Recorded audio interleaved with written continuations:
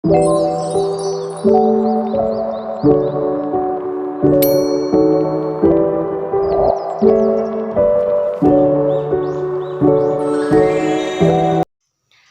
assalamualaikum warahmatullahi wabarakatuh. Perkenalkan, nama saya Sri Haryati, biasa saya dipanggil Yaya. Saya dari kelas 2L, NPM 12 10 20 242.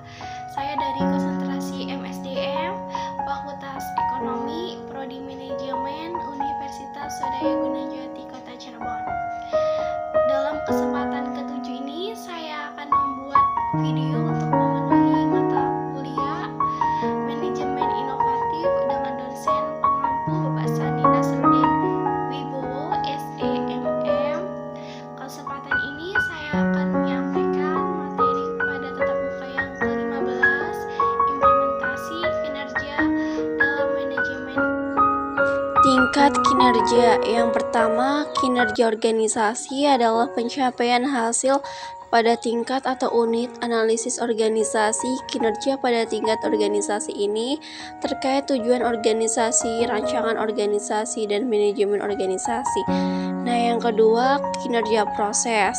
Kinerja proses adalah kinerja pada proses tahapan dalam menghasilkan produk atau pelayanan. Ini dipengaruhi tujuan, proses, rancangan, proses, dan manajemen proses. Nah, yang ketiga, kinerja individu atau pekerjaan.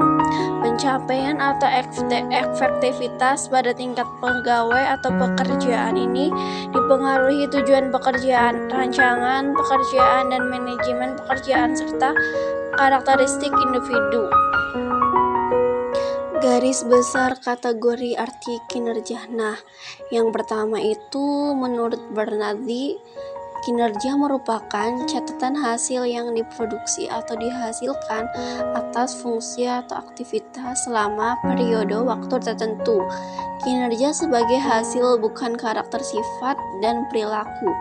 Kinerja menunjuk pengertian sebagai berikut, merupakan seperangkat perilaku yang relevan dengan tujuan organisasi atau unit organisasi tempat orang bekerja. Kinerja merupakan sinonim dengan perilaku. Kinerja adalah sesuatu yang secara aktual orang kerjakan dan dapat diobservasi. Kinerja mencakup tindakan-tindakan dan perilaku yang relevan dengan tujuan organisasi. Kinerja bukan konsekuensi atau hasil tindakan, tetapi tindakan itu sendiri. Nah, menurut Ricard 2003, kinerja sebagai hasil juga terkait dengan produktivitas dan efektivitas. Produktivitas merupakan hubungan antara jumlah barang dan jasa yang dihasilkan dengan jumlah tenaga kerja atau modal dan sumber daya yang digunakan dalam produksi itu. Pendekatan pengukuran kinerja. Pendekatan ukuran standar kinerja dalam melakukan pengukuran. Nah, yang pertama itu pendekatan personality trends pengukur atau kepemimpinan, inisiatif, dan sikap. Nah, yang kedua, pendekatan perilaku mengukur umpan balik dan kemampuan prestasi respon terhadap komplain pelanggan. Nah, yang ketiga, pendekatan hasil mengukur kemampuan produk menyelesaikan produk sesuai jadwal peningkatan. Nah, aspek pengukuran kinerja itu yang pertama produktivitas, yang kedua kualitas, yang ketiga ketetapan waktu, yang keempat putaran waktu, yang kelima penggunaan sumber daya, dan yang keenam biaya. Jenis ukuran kinerja itu ada 4. Yang pertama itu ukuran uang atau pendapatan, pengeluaran, pengambilan. Nah, yang kedua ukuran upaya atau dampak. Contohnya capaian sasaran, penyelesaian proyek, tingkat pelayanan, dan kemampuan mempengaruhi.